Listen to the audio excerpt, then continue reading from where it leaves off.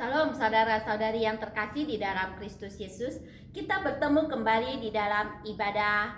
Kita masih lewat media sosial ini. Kita memasuki minggu yang ke-37. Untuk masa sekarang ini Johor Bahru berada di dalam red zone. Tapi melalui lagu ini, terima kasih Tuhan untuk kasih setiamu yang ku alami dalam hidupku. Terima kasih Yesus untuk kebaikanmu sepanjang hidupku. Terima kasih Yesusku buat anugerah yang kau beri, sebab hari ini Tuhan adakan syukur bagimu, sebab hari ini Tuhan adakan syukur bagimu.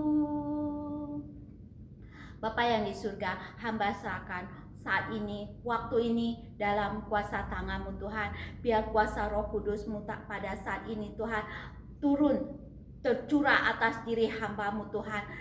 Letakkan setiap firman kebenaran-Mu Tuhan di mulut hamba-Mu untuk disampaikan kepada anak-anak-Mu, kepada jemaat-Mu Tuhan, kepada siapapun juga ya Tuhan yang mendengarnya Tuhan. Biar Tuhan kami boleh dibangkitkan, kami boleh dibangun dalam kehidupan kami sehari-hari lewat tema hari ini. Di dalam nama Tuhan Yesus hamba berdoa, amin. Amin. Tema hari ini adalah persembahan korban syukur. Apa yang menjadi persembahan korban syukur dalam kehidupan kita sehari-hari? Hari ini saya sedang menjalani, saat ini sudah 1 minggu saya menjalani karantina mandiri. Orang bertanya, kenapa saya harus menjalani karantina mandiri? Bukan karena saya terkena COVID-19, tapi karena ada kawan yang terkena kawan daripada kawan ada terkena COVID-19. Jadi untuk keselamatan dan tanggung jawab saya terhadap orang lain supaya COVID-19 ini tidak menjalar dan menular kepada orang lain, untuk saat ini saya mengadakan karantina mandiri untuk diri saya sendiri. Jadi terkadang kita berpikir, kalau kita menjalani karantina, tidak ada ucapan syukur yang boleh kita katakan. Mungkin orang dunia akan berkata, celaka. Kenapa saya mengalami hal ini? Sial. Tapi Rasul Paulus di dalam suratnya 1 Tesalonika pasal 5 ayat yang ke-16, 17, 18 dikatakan, bersukacitalah senantiasa, tetaplah berdoa, mengucap syukurlah dalam segala hal, sebab itulah yang dikehendaki Allah di dalam Kristus Yesus bagi kamu. Ini adalah merupakan surat daripada Rasul Paulus yang dia tulis sewaktu dia berada di Korintus, dituliskan kepada jemaat yang ada di Tesalonika, yaitu jemaat yang masih muda ya, gereja yang masih muda yang ada di Tesalonika. Dalam surat ini yaitu menyangkut pertanyaan yang sangat mendasar tentang iman, dan yang terutama pertanyaannya adalah bagaimana hidup kita yang akan kita jalani dalam kehidupan kita sambil dengan penuh kesadaran menunggu kedatangan Tuhan Yesus yang kedua kali, seperti apa yang telah diajarkan oleh Rasul Paulus. Jadi di dalam surat Rasul Paulus kepada jemaat di Tesalonika ini, penutupnya Paulus melangkum dengan jelas dan sangat sederhana sekali dan mendalam bagaimana cara melakukannya sambil menunggu kedatangan Tuhan Yesus yang kedua kalinya. Di sini Paulus menawarkan 3 petunjuk yang sangat jelas sekali. Petunjuk yang pertama adalah bersukacitalah senantiasa. Bersukacitalah. Bagaimana kita boleh bersukacita di dalam kehidupan kita? Apalagi seperti saya ini sedang menjalani karantina. Sebab waktu saya mendengar orang yang menjalani karantina, banyak sekali komplain yang mereka sampaikan. Ya, komplain karena mereka tidak dapat keluar, komplain karena makanan yang tidak sedap yang diberikan kepada mereka, komplain karena bosan, boring, itu semuanya yang mereka sampaikan. Tapi di sini dikatakan bersukacitalah senantiasa. Ini adalah satu pandangan. Bagaimana pandangan kita tentang bersukacitalah senantiasa? Kalau kita memandang daripada pandangan dunia, tidak dikatakan bersukacita, tapi dikatakan berbahagia. Dalam bahasa Inggrisnya, berbahagia dikatakan happenstance, dari asal kata circumstance, yaitu orang merasa berbahagia karena situasi dan kondisi sehingga membuat dia bahagia. Mungkin karena dia mendapatkan satu hadiah, mungkin karena dia boleh pergi shopping, berbelanja ini dan berbelanja itu, sehingga dia merasa sangat berbahagia sekali. Kalau kita diajak pergi ke Legoland lagi untuk bermain, wah, lebih bahagia lagi. Tapi ini hanyalah sementara saja. Setelah semuanya ini tidak ada, maka hilanglah bahagia itu. Tapi sukacita itu sangat berbeda sekali. Sukacita adalah satu perasaan yang meluap dari dalam diri kita, karena di dalam diri kita ada satu sumber ilahi, yaitu sumber yang daripada Bapa yang di surga. Jadi keadaan sukacita ini tidak tergantung kepada situasi dan kondisi. Walau dalam keadaan suka maupun dalam keadaan duka, sukacita ini akan selalu terlihat dalam kehidupan seseorang yang memiliki Kristus dalam kehidupannya. Sukacita adalah satu keputusan dari diri kita, bukan karena keadaan. Orang Kristen bersukacita karena ada satu keputusannya untuk mengikut setiap firman Tuhan, untuk beriman kepada Tuhan dan lebih mengenal kepada Tuhan. Karena sukacita itu ada di dalam Tuhan. Itulah sukacita yang sangat mendasar, yang memberikan kekuatan. Habakuk pasal 3 ayat yang ke-17 dan 18 dikatakan, sekalipun pohon ara tidak berbunga, pohon anggur tidak berbuah, hasil pohon zaitun mengecewakan. Sekalipun ladang-ladang tidak menghasilkan bahan makanan, kambing domba terhalau dari kurungan dan tidak ada lembu sapi dalam kandang. Namun aku akan bersorak-sorak di dalam Tuhan, beria-ria di dalam Allah yang menyelamatkan aku. Inilah yang dikatakan sukacita yang meluap dari dalam, tidak dipengaruhi oleh situasi dan kondisi. Walaupun dikatakan pohon ara tidak berbunga, pohon anggur tidak berbuah, tapi saya masih dapat bersukacita karena ada Kristus di dalam diri saya. Yang kedua dikatakan tetaplah berdoa. Doa merupakan napas kehidupan daripada orang Kristen. Doa adalah merupakan satu komunikasi dengan Tuhan. Ini adalah percakapan daripada dua Allah, melibatkan yang mendengar dan yang berbicara. Jadi doa adalah satu komunikasi dan persekutuan kita dengan Bapa kita yang di surga. Doa juga merupakan satu pernyataan daripada diri kita bahwa kita memerlukan Tuhan Allah sebagai sumber daripada segala sesuatu yang kita perlukan dalam kehidupan kita. Doa juga merupakan pernyataan kita bergantung sepenuhnya kepada Tuhan. Ada seberapa banyak di antara kita yang bergantung kepada Tuhan melalui doa kita. Ya, jadi katakan di sini tetaplah berdoa. Tuhan ingin kita datang kepadanya secara terus-menerus. Bukan hanya dengan sesuka hati, kalau saya ada masa, saya ada waktu, saya baru berdoa. Jadi dikatakan di sini adalah terus-menerus, yang berarti secara interval, yang teratur, atau dikatakan sering dan berulang-ulang tanpa menyerah. Doa adalah satu hak istimewa yang diberikan kepada kita melalui Yesus Kristus.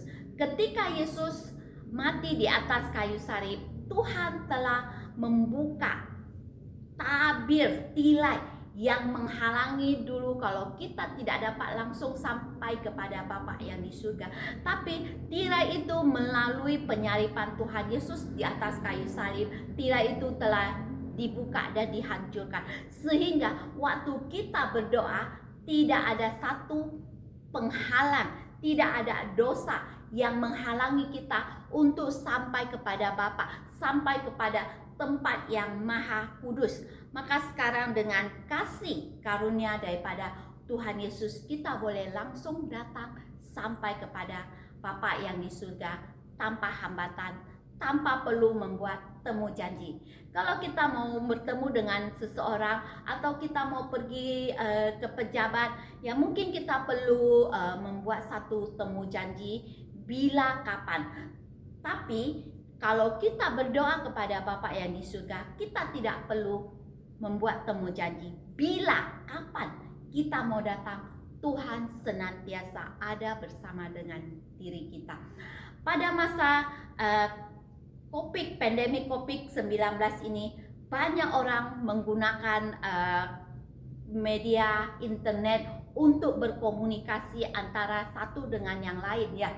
Nah, kalau kita berdoa kepada Tuhan, kita tidak perlu media internet ini. Sebab kalau kita lihat sekarang ini media internet, karena banyak orang yang menggunakannya, dan banyak orang juga mengalami internet yang lemah, tidak dapat masuklah karena internetnya lemah. Tapi kalau kita berdoa, kita tidak perlu internet ini. Kita boleh langsung datang kepada Tuhan tanpa satu hambatan apapun juga.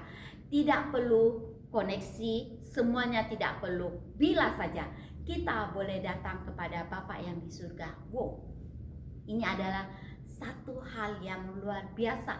Karena itu kita harus tetap berdoa. Yesus telah menjadi model bagi kita untuk terus berdoa. Alkitab memperjelas, mengatakan kepada kita, sewaktu Yesus ada di bumi ini, setiap pagi Yesus selalu bangun awal dan dia pergi ke tempat yang sunyi, tempat yang terpencil untuk berdoa kepada Bapa yang di surga. Kalau kita melihat Yesus Kristus, Putra Allah, dia Tuhan, dia sendiri perlu berdoa, apalagi kita. Kita lebih perlu lagi untuk berdoa, karena kita tahu kita hidup di akhir zaman ini. Dunia ini selalu penuh dengan godaan. Iblis dan setan, dia selalu menggoda kita, membuat kita lemah. Sebab itu sebagai orang Kristen kita perlu tetap berdoa. Lukas pasal 1 ayat 18, Yesus memberitahu murid-muridnya bahwa mereka harus selalu berdoa dengan tidak jemu-jemu. Lihat, Yesus berkata, berdoa dengan tidak jemu-jemu. Ketika Petrus tidak berdoa, maka setan telah mengayaknya seperti gandum. Ini juga bisa terjadi kepada siapa saja yang tidak berdoa sesuai dengan kehendak Bapa yang di surga. Maka ketika kita berdoa, kita harus berdoa secara terus-menerus, bukan hanya sekali-sekali dari waktu ke waktu. Kalau kita hanya sekali-sekali, maka kita akan menjadi rentan, kita akan menjadi rapuh. Ketika diserang, kita menjadi lemah, karena iblis, karena setan, dia tahu di mana titik kelemahan kita, seperti Petrus. Tapi kalau kita berdoa terus-menerus, tetaplah berdoa, maka Roh Kudus akan memenuhi hidup kita. Roh Kudus akan memberikan kita kekuatan, dan iblis dia akan lari daripada diri kita. Yang tertinggal kepada kita adalah buah-buah daripada roh, kasih, sukacita, damai sejahtera, dan yang lain-lain. Yang ketiga dikatakan, mengucap syukurlah dalam segala hal, sebab itulah yang dikehendaki Allah di dalam Kristus bagi kamu. Kita dapat mengucap syukur di dalam banyak hal. Walaupun hari ini saya mengalami karantina mandiri, ya, bukan hanya saya sendiri, tapi ada beberapa orang bersama dengan saya sewaktu pelayanan. Saya boleh mengatakan, Tuhan, saya melakukan pelayanan. Kenapa? Sampai saat ini saya harus disuspek. Saya boleh dengan alasan tersendiri, tapi tidak saya lakukan. Karena demi kebaikan setiap orang, saya menjalani karantina ini dengan ucapan syukur kepada Tuhan. Karena Dia masih memelihara saya. Jadi Mazmur pasal 50 ayat 23, siapa yang mempersembahkan syukur sebagai korban, ia memuliakan aku.